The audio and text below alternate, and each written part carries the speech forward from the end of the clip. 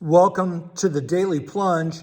We are in the book of Psalms. Psalm 97 starts off, the Lord reigns. What does that mean? It means the Lord is in charge. The Lord is omnipotent. He is working because the Lord is almighty. And so the earth is to be joyful. The shorelines rejoice because things are not going to go astray because the Lord is in charge. Goes on, the clouds and thick darkness. This is not a description of God, but what surrounds God. And it's a sense of it represents God's mystery because you cannot know God fully.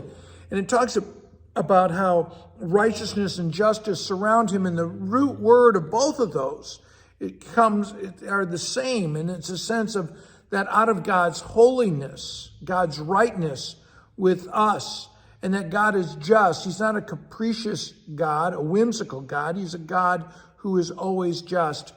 Talks about how, that fire goes before him because our God is a consuming fire. His perfection, his holiness, his purifying fire goes before him.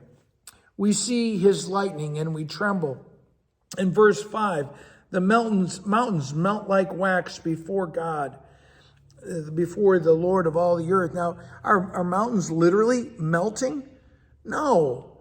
But what are the obstacles, the mountains that are in front of us?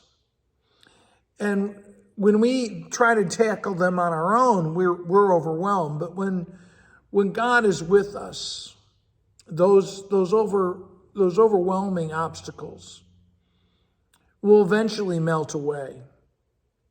Now, goes on, verse 6, the heavens proclaim his righteousness, the goodness of God, the righteousness being the right relationship of God with creation, with all of us, his holiness, right?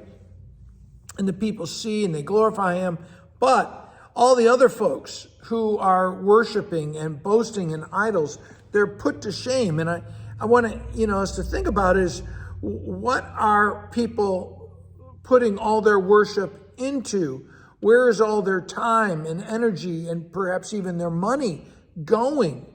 What are the things of this world that we boast in, that we rely upon, that are transitory, that are not going to conquer the mountains in our lives? What are the things of this world that we trust in more than God, right?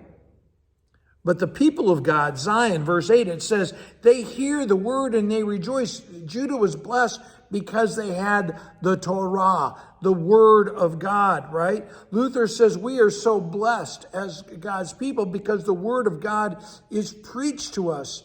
And I want you to think about how many pagans, unbelievers are starving for the word but don't know it.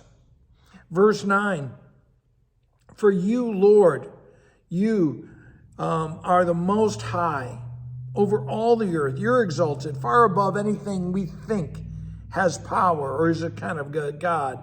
There's no other gods who compare. No one else created, no one else redeems, no one else sustains. And so verse 10, let those who love the Lord hate evil. If we love God, and we should love God passionately, right? That we should love the things of God, and we should hate and despise what would destroy the blessings of God. He talks about how he guards the faithful ones. He rescues them from wickedness. And it reminds us who God is and who we are. We're his children, not children of wickedness. Reminds us that we're forgiven, that we have our hope, and always that the worship we have, it guards our hearts, our minds, and our souls. So the light of God shines on the ones who are in the right relationship, righteous with him. And if you're a person of faith and you rejoice in the Lord, praise his holy name. Well, hey, thanks, friends. Have a blessed day.